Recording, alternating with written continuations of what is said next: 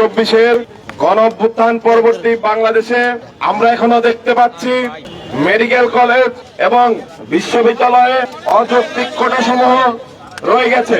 আপনারা জানেন মেডিকেলের ফলাফল যখন প্রকাশিত হয়েছে তখন আমরা দেখতে পেয়েছি একজন 72-এর অধিক মার্ক পেয়ে চান্স পায়নি, কিন্তু আরেকদিকে কোটার জোরে 41 মার্ক পেয়ে চান্স পেয়ে গেছে।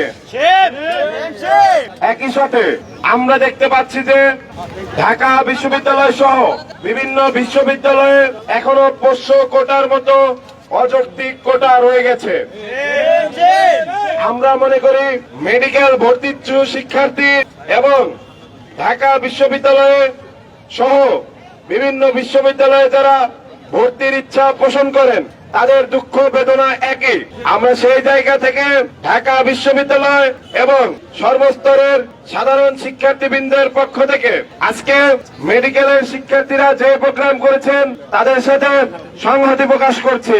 একই সাথে আমরা চাই অতি দ্রুততম সময়ের মধ্যে যেন মেডিকেলের ফলাফল মেধার ভিত্তিতে পুনঃপ্রকাশিত হয়।